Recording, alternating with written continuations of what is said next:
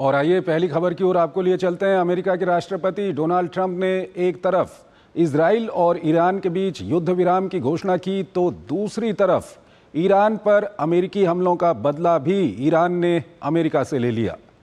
पश्चिम Asia में शांति का Israel, Iran सहित दुनिया भर के लोगों ने स्वागत किया। वहीं अमेरिका और इजराइल ने दावा किया है कि दोनों ने ईरान के परमाणु कार्यक्रम को भारी नुकसान पहुंचाया और इसे कई साल पीछे कर दिया। ये रिपोर्ट देखिए। अमेरिका के राष्ट्रपति डोनाल्ड ट्रंप ने ईरान और इजराइल के बीच युद्ध विराम की जब घोषणा की तो उसके बाद न सिर्फ पूरे पश्चिम एशिया बल्कि पूरी दुनिया में खुशी की लहर छा गई। इजराइल और ईरान में लोग सड़कों पर आकर खुशी मनाने लगे। दुनिया भर के शेयर बाजारों पर भी इसका असर दिखा। कच्चे तेल की कीमतों में कमी देखी गई। तेल से जुड़ी कंपनियों और विमानन कंपनियों के शेयरों में उछाल देखा गया। दरअसल 12 दिन से इजराइल लगातार ईरान के परमाणु संस्थानों, मिसाइल ठिकानों और सैन्य संस्थानों पर हमला कर रहा था। ईरान ने भी जवाबी कार्रवाई करते हुए इजराइल में कई हमले किए। 2 दिन पहले अमेरिका ने भी ईरान के 3 महत्वपूर्ण परमाणु ठिकानों पर हमले किए। इसके बाद ईरान लगातार अमेरिका को बदले की कार्रवाई के लिए धमकी दे रहा था। सोमवार रात ईरान ने कतर स्थित अमेरिका के सैन्य ठिकानों पर हमला किया और इसे अपने बदले की कार्रवाई बताया। इस बदले की कार्रवाई के बाद जब अमेरिकी राष्ट्रपति डोनाल्ड ट्रंप की प्रतिक्रिया आई तो तभी लगने लगा था कि अब संघर्ष रुक सकता है। ट्रंप ने सोशल मीडिया पर एक पोस्ट में लिखा कि ये बताते हुए खुशी हो रही है कि इस हमले में किसी अमेरिकी नागरिक को नुकसान नहीं पहुंचा है। हमें बस हल्का फुल्का नुकसान हुआ है, वह भी न के बराबर। सबसे जरूरी बात यह है कि उनकी सारी मिसाइलों को हमारी रक्षा प्रणाली ने नष्ट कर दिया।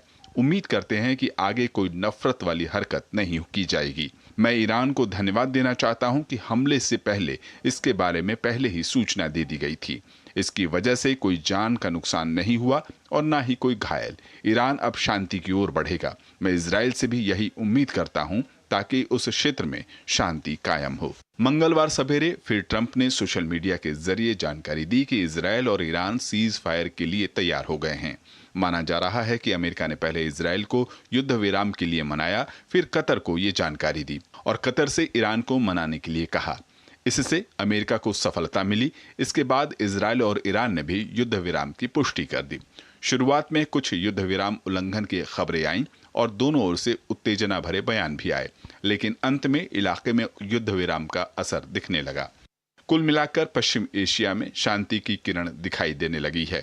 एक तरफ जहां इजराइल और अमेरिका दावा कर रहे हैं कि उन्होंने ईरान के परमाणु कार्यक्रम को बड़ा नुकसान पहुंचाया है और इसे कई साल पीछे धकेल दिया है, वहीं ईरान भी कतर में अमेरिकी सैन्य अड्डे पर हमला कर इजराइल पर मिसाइलें बरसाकर अपने देशवासियों को ये बताने में कामयाब रहा कि उसने अमेरिका और इजराइल को कड़ी टक्कर दी है। हालांकि गाजा में इजराइल का सैन्य अभियान अभी भी जारी है और इंतजार किया जा रहा है कि गाजा को लेकर कब युद्ध विराम के लिए कोई बातचीत सफल होगी। और इस खबर पर ज्यादा बात करने के लिए हमारे साथ जुड़ रहे हैं आलोक बंसल, विदेशी मामलों के जानकार हैं। उनसे हम बातचीत करेंगे। आलोक जी, बहुत बहुत स्वागत है आपका हमारे इस कार्यक्रम में। आलोक जी, पहला सवाल यही है कि आज ईरान के जो अखबार थे सवेरे सवेरे उन्होंने कहा कि ईरान ने अमेरिका से बदला ले लिया। काफ़ी वहाँ पर ईरान की वाहवाही हो रही है। दूसरी तरफ अमेरिका और इजराइल कहते हैं कि जो ईरान का परमाणु कार्यक्रम है उसको पूरा नुकसान पहुंचा दिया गया है, उसको कई साल पीछे धकेल दिया गया है। सवाल यह है कि कौन जीता कौन हारा? देखिए, ईरान ने कल जो हमला किया अमेरिकी बेस पे, वो अपने डोमेस्टिक कंजम्पशन के लिए थे, अपनी जनता को दिखाने के लिए कि ईरान ने कदम उठाया। और अगर आप देखें, हमले से पहले उन्होंने कतार को बता दिया था कि हम हमला कर रहे हैं, इसीलिए कोई जानो माल का नुकसान नहीं हुआ। मिसाइलें जरूर, मैं जैसी खबर मिली है कि 2 या 3 मिसाइलें जो है उस बेस पे हटी।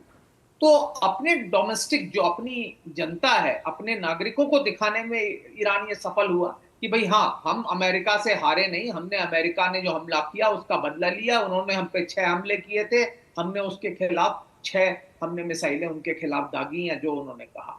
तो वो अपने डोमेस्टिक ओपिनियन के लिए बहुत अच्छी चीज थी, उन्होंने दिखाया।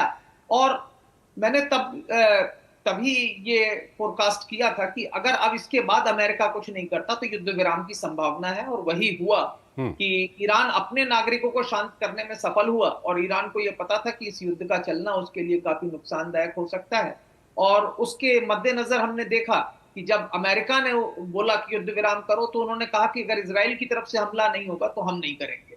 ईरान ने यह भी कहा कि आखिरी हमला हमने इजराइल पे किया, मतलब इजराइल ने पहला हमला किया था तो हमने आखिरी किया।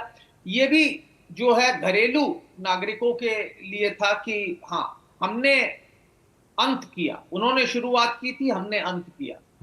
लेकिन अब आगे क्या होता है उसको देखने की आवश्यकता है, क्योंकि ईरान ये जानता है कि युद्ध का जारी रहना उसके हित में नहीं है और इसलिए ईरान शांति चाहता है। अब इजराइल इस पे कैसे अमल करता है ये महत्वपूर्ण बात है, क्योंकि जैसी खबर आई कि इजराइल के वायुयान इजराइल से चले थे, राष्ट्रपति ट्रंप ने उसके ऊपर काफी कड़ी चेतावनी दी थी इजराइल को। अब उस पे क्या हुआ ये अभी पता चलेगा और ज्यादा बेहतर। आलोक जी, जिस तरह से कल अब जो चीज़ें पता चल रही हैं उसके अनुसार कतर में जो अमेरिकी बेस है उसको कल दिन से ही खाली कराना शुरू कर दिया था। तो कुल मिलाकर सवाल ये है कि ये जो सीज फायर हुआ है या जो कुछ कल के बाद हुआ है उसमें कतार की कितनी बड़ी भूमिका आप देख रहे हैं? देखिए, कतार की एक बहुत बड़ी भूमिका रही है, क्योंकि कतार वो राष्ट्र है जो पहले हमास के साथ भी, हमास के लोगों को भी वहां पे उसने शरण दे रखी है, उसके साथ भी वो जो चर्चा चल रही थी इजराइल में उसमें भी कतार शामिल था।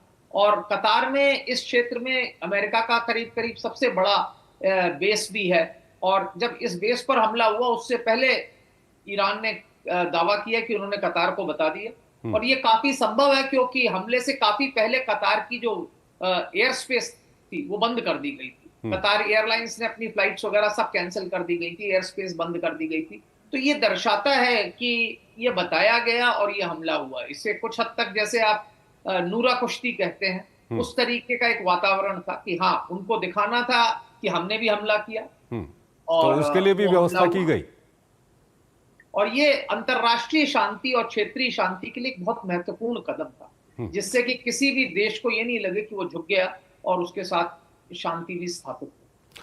आलोक जी, अगला सवाल ये है कि जो इजराइल और अमेरिका ये दावा कर रहे हैं कि ईरान का जो परमाणु कार्यक्रम है वो उन्होंने पूरी तरह से ख़त्म कर दिया है, कई साल पीछे धकेल दिया गया है, लेकिन जो फोटोग्राफ आ रहे हैं सैटेलाइट के उससे ये पता चल रहा है कि ईरान ने जो एनरिच्ड यूरेनियम था उसको पहले ही वहाँ से हटा दिया था। क्या कुछ कहेंगे, इसका क्या कुछ असर आने वाले दिनों में देखने को मिलेगा? देखिए, ये कहना कि उन्होंने एनरिच्ड यूरेनियम हटा दिया था ये फोटोग्राफ से नहीं पता चल सकता। वहां से सामान गया आया, ट्रक्स आए गए, अब क्या गया उसमें इसकी परिकल्पना ना मैं कर सकता हूं ना आप कर सकते। बिल्कुल। तो ये जो कॉन्स्पिरेसी थ्योरिस्ट होते हैं वो हमेशा कहते हैं कि उन्होंने हटा दिया था, पर अमेरिका ने हमला किया और तीनों जगह पे किया और बड़ा पिन पॉइंटेड हमला था। क्या नुकसान हुआ इसके बारे में कहना थोड़ा मुश्किल है, स्पेशली जहां पे कि काफी गहरा था, जैसे नटांज वगैरह में था, जहां फोर्डो में जहां 80 मीटर से ज्यादा गहराई थी या क्या था, उसमें क्या हुआ कहना बड़ा मुश्किल है।